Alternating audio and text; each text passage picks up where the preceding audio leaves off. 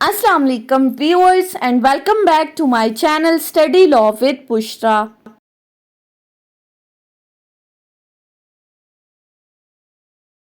So we were discussing the topic of summons and discovery under Civil Procedure Code 1908.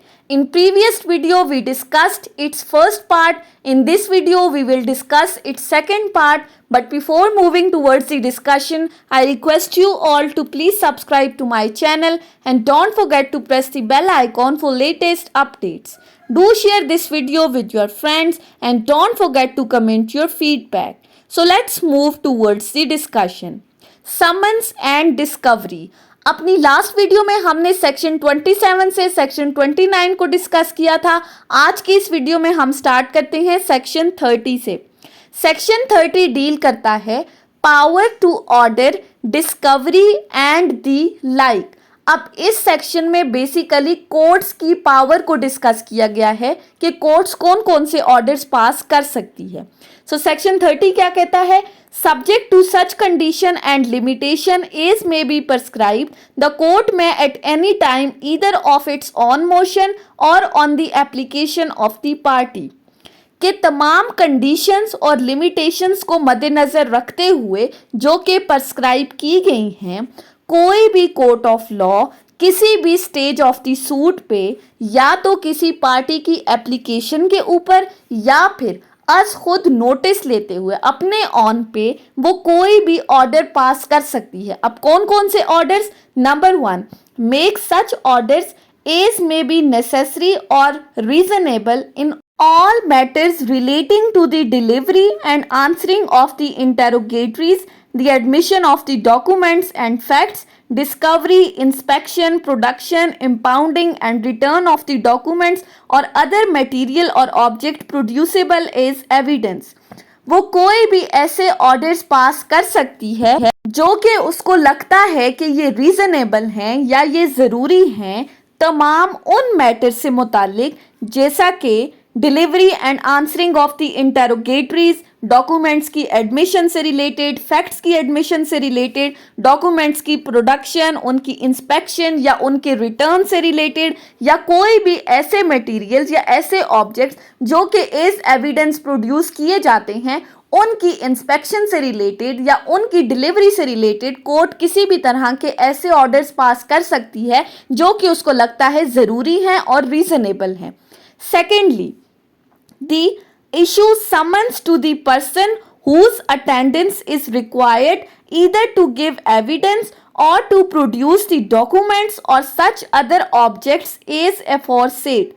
या फिर court किसी भी person को समन issue कर सकती है ताकि वो उसकी अटेंडेंस को इंश्योर कराए कोर्ट ऑफ लॉ में, यानी कि वो पर्सन्स को बुला सकती है कि वो कोर्ट में आएँ और एविडेंस दें या कोई भी डॉक्यूमेंट्स प्रोड्यूस करें. तो डॉक्यूमेंट्स की प्रोडक्शन से रिलेटेड या एविडेंस से रिलेटेड कोर्ट किसी भी पर्सन को समन इशू कर सकती है या उन तमाम मामलात से मुतालिक समन इशू कर सकती है जो ऊपर बताए गए हैं.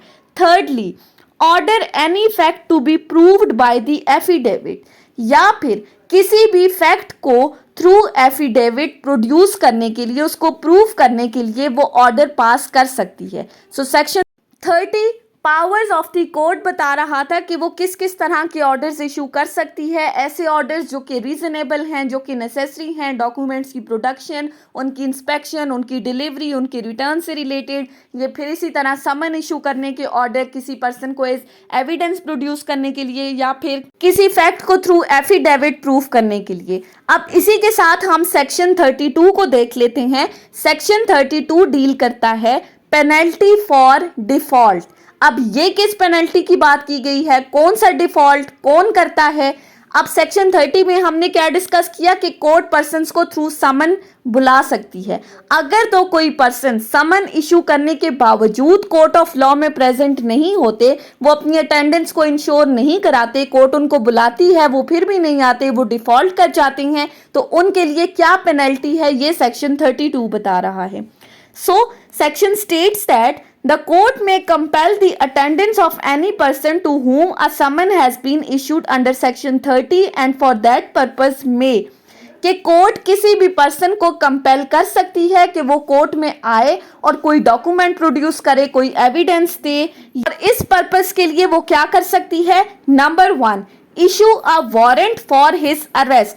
सबसे पहली चीज कि वो उसके खिलाफ वारंट ऑफ अरेस्ट इशू कर सकती है। Secondly, attach and sell his property, या फिर वो ऑर्डर पास कर सकती है कि इसकी प्रॉपर्टी को अटैच कर दिया जाए या इसकी प्रॉपर्टी को सेल आउट कर दिया जाए। Thirdly, impose a fine upon him not exceeding 2000 rupees, या फिर उस पर्सन को फाइन इम्पोज कर सकती है, उसके ऊपर जुर्माना लगा सकती है 2000 रुपीज तक का। या फिर fourthly, order him to furnish security for his appearance and in default commit him to prison, या फिर उस पर्सन को ऑर्डर दे सकती है कि वो अपने लिए कोई श्योरिटी लेकर आए, कोई सिक्योरिटी लेकर आए, और अगर तो सिक्योरिटी देने के बावजूद भी वो पर्सन कोर्ट ऑफ लॉ में नहीं आता तो फिर उस पर्सन को जेल में डाल सकती है। सो सेक्शन 32 बेसिक पर्पस क्या था कि अगर कोर्ट ऑफ लॉ में समन के थ्रू आपको बुलाया जाता है, आप कोर्ट ऑफ लॉ में आने से डिफॉल्ट कर जाते हो, तो आपके लिए क्या क्या सजाएं हैं।